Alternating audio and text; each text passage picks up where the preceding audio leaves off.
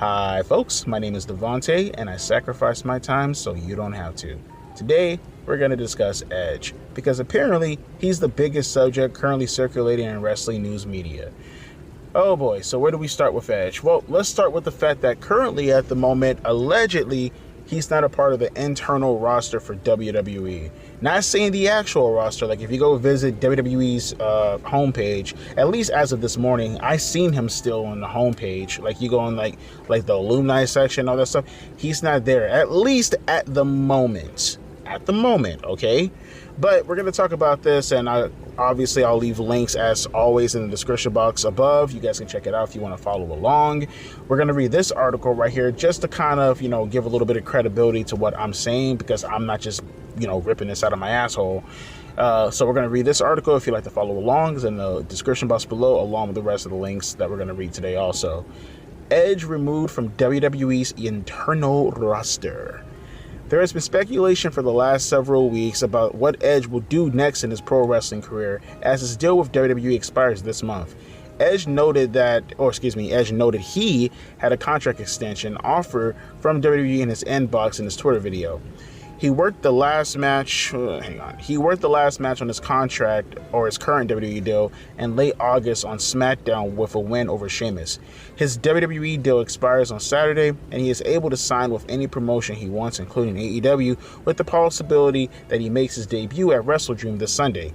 AEW has been interested in him since 2019, one of the reasons he got the offer he received from WWE at the time to come back and wrestle after being medically cleared to compete again. So just to add a little bit of context or a background to what's being talked about right here, back in 2019, if you guys aren't familiar with the story, Edge, he was doing this video, if I remember correctly, like this workout video with Sheamus, right? And I guess, you know how Sheamus has these workout videos on his YouTube channel where like he has people try to do his workout schedule or his workout routine in general, and then he'll try to do their workout routine. Well, that was going on with Edge, and they were like doing a bike ride, if I remember correctly, and like Edge, he like went head over heels his bike. He crashed and burned, and it looked pretty horrifying. But I think I actually have it on video, if I'm not mistaken. I could be wrong about that. I don't remember seeing the video, but I could have sworn they had it on video. But regardless, though, I read about it like, 3 or 4 years ago. Regardless, though, Edge, as the story goes, noticed that, hey, I'm okay. I just went head over heels on my bike, and I'm okay, which was the catalyst for him recognizing, hey, I can get back into the ring, and I could probably do this for real, and give myself a proper closure. Well, he went, or I don't think he went. I think Tony Khan just offered him a contract. I'm not even sure if it was specifically Tony Khan. I'm pretty sure it might have been, just considering how big of a talent Edge is. I wouldn't imagine it'd be the Young Bucks or Cody Rhodes at the time they tried to give him the contract. Regardless, though, he was offered a contract to come wrestle for AEW. Well, Edge didn't feel comfortable with this, so he took it upon himself to go let Vince McMahon know, hey, just letting you know, they offered me this contract. I know that I didn't have to do this, but I feel a lot of loyalty to you, and the least I can do is at least show you that, hey, they offered me. I don't know if you want to match it, but it's up to you whether or not I'm leaving or not. So, I mean, it's up to you, Vince. And as the story goes, Vince was all pow, pow, pow, pow, pow, pow, pow, pow, pow. And he decided to give Edge a contract to wrestle for his company. As you guys know, he debuted at the Royal Rumble, and the rest is pretty much history at this point.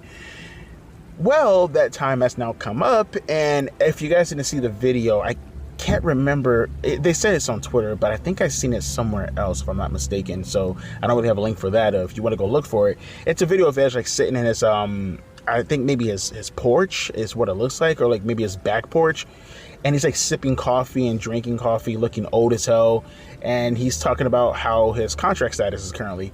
And essentially he was like, he got an offer back in the mail, because at the time, about a month ago or a couple of weeks ago, there was a rumor that WWE didn't even offer him anything.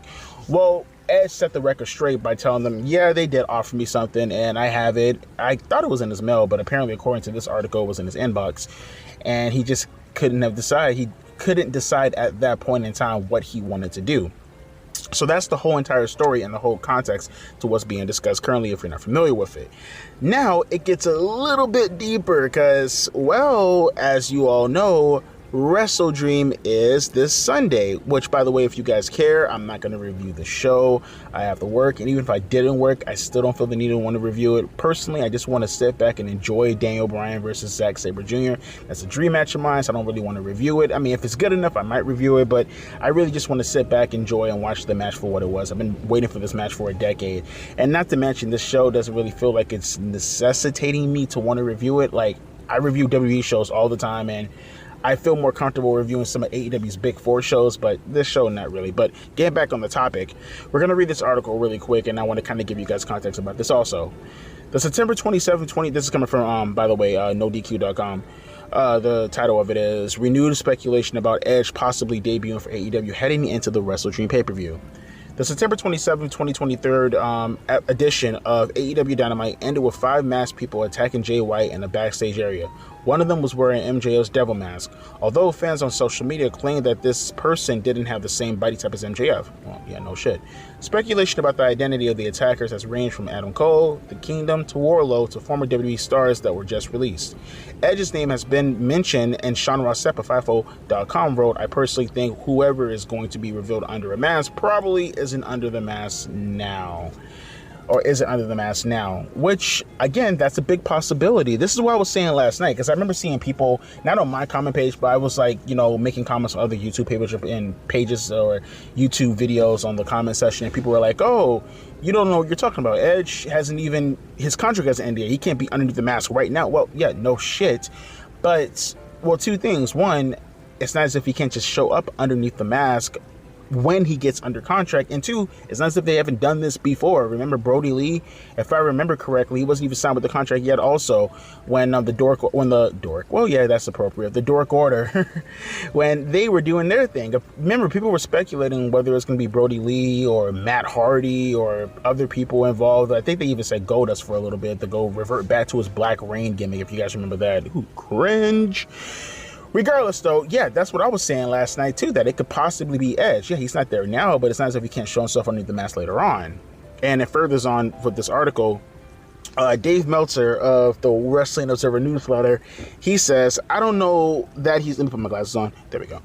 I don't know that he's going there, AEW, or not. I just know that people in WWE, at least as a few weeks ago, believed that he was going. I mean, his contract expires on Saturday, so he could show up on Saturday for WrestleDream. Prior to Dynamite, Insider Twitter X account Boozer, aka Better Wrestling Experience, or hashtag BDE, wrote the following about Edge. And I quote, Edge is closer to AEW more than ever, apparently. Mind blown on how this business have changed. So similar to WCW, WWF, the E are playing the right cards right now, unless something big pops in AEW books in the future.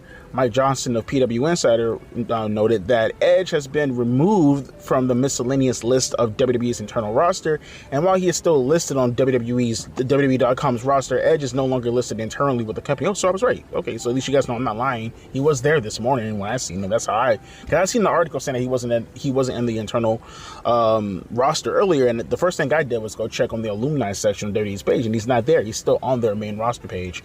But again, I assume that that's just going to be there momentarily, because he's still technically under contract, but they haven't factored him into anything from the internal standpoint. It's like the whole little when they have like the heel versus face stuff that they have, and like, oh, this guy's listed internally as a heel, oh, this guy's listed internally as a babyface. I mean, it could all be bullshit at the end of the day, but this is what's being reported, and this is what I'm letting you guys know is being reported on. So don't shoot the messenger. Do not do that. But that leaves a little bit more credence to what I'm saying right here. So I got one more article that I want to read for you guys. Give me a second. Hang on.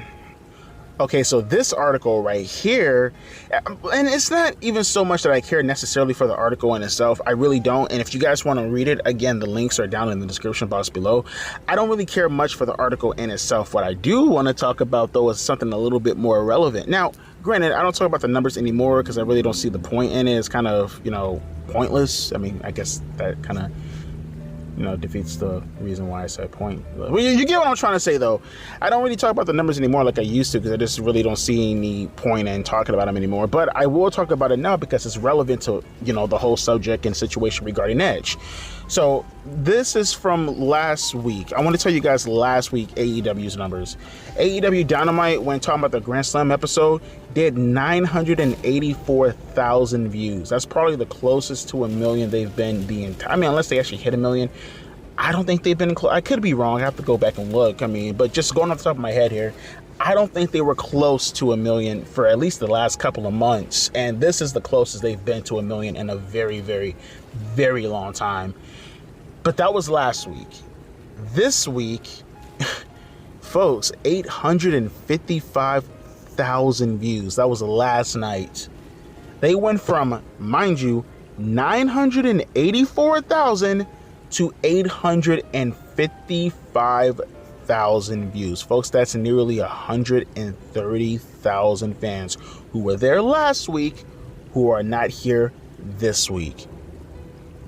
They're in trouble. They're in drastic trouble, because what that tells me is that they'll show up for the special events, but they won't show up for your regular shows. And I wouldn't even necessarily call this a regular show. This show is your go-home show to your pay-per-view, which kind of lends me to believe that the buy rate for the show is going to be horrendous. I could be wrong, but just using a little bit of correlation here, you look at the viewership numbers today, and if they're not excited to want to see the go-home show going into Sunday, and you got to pay for the pay-per-view on top of that, I got a little bit of a prediction. I don't think WrestleDream is going to do over 100,000 buy rates.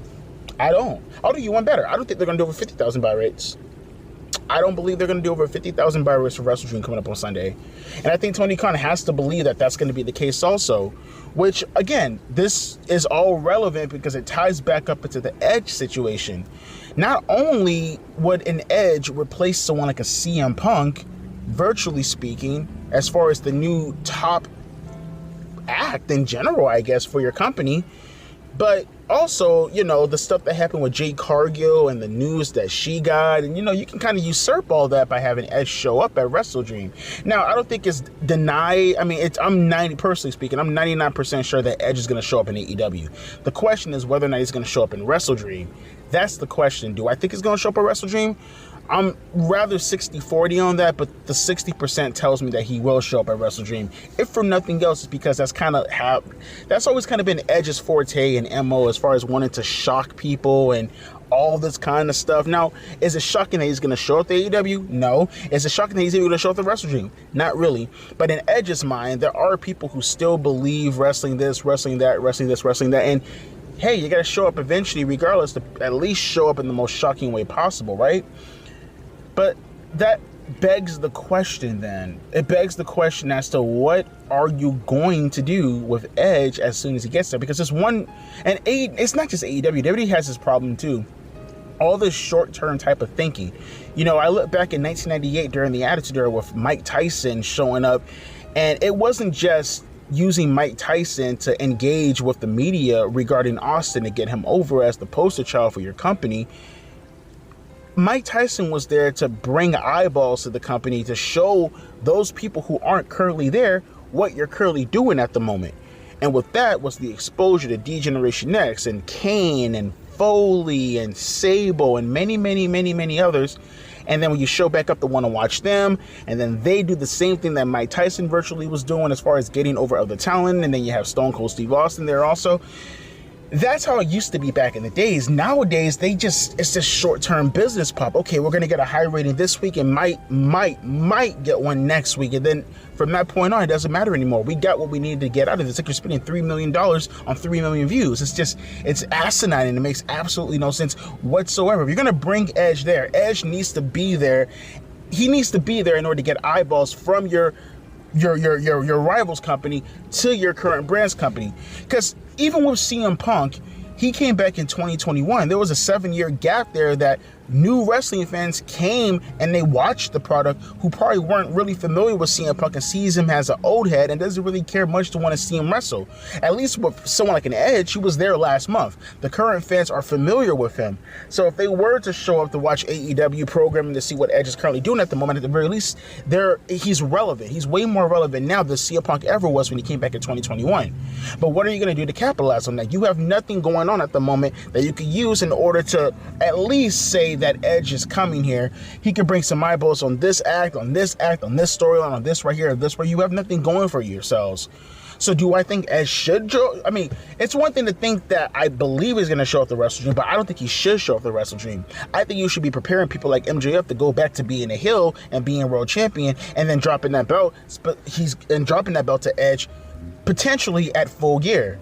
You got this whole little demon thing going on currently at the moment, and maybe you should just go with the obvious and reveal that it's MJF. He doesn't have to be underneath the mask, but he could virtually be the guy that's playing puppeteer with the people underneath the mask.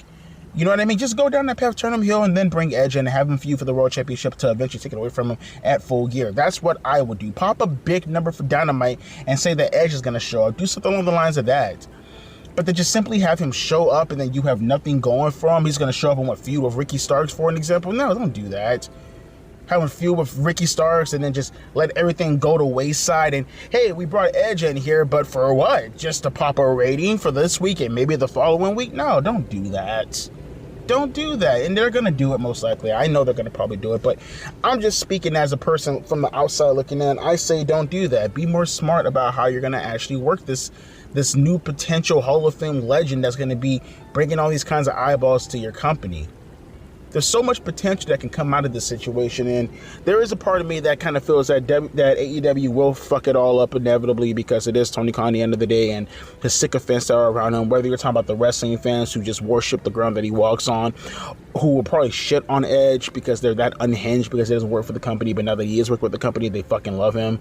It's unhinged bullshit, but you know how it goes with the AEW fan base. They're fucking mentally unstable like a motherfucker. But even the people that surround Tony Khan, for an example, the people who would just blatantly throw this all away just for a single pop, just to say, hey, we did this, we did that, when in reality it was all Edge, you're never going to capitalize on any of it. It's fucking sad if you ask me personally, but I'm gonna let you guys talk about it amongst each other in the comment section below. How do you feel about this news of Edge no longer being internally inside the roster? How do you, for WWE by the way, how do you feel about Edge showing up to potentially WrestleDream or to AEW at all? What should he do when he first get into WWE or AEW? I keep tongue twisting my damn words. Hot as hell in this car. What is he going to do when he first gets to AEW is what I meant to say. And how do you feel about the numbers? The numbers this week for AEW dropping nearly 100,000 views. You know, I'm not the world's biggest CM Punk fan, but I can acknowledge the fact that, yeah, this guy probably took a couple of fans with him. And having a big show, that ain't just going to do it. They probably came to see the big show to see who was probably going to show up on the show, maybe even Edge. And hell, if that's not telling you a little bit of a lingering feeling as to what could potentially happen, I don't know what will. But I'm gonna let you guys talk about this amongst each other in the comment section below. It's hot as hell in this car. Let me get the hell up out of here, man. As always, deuces, P-eyes.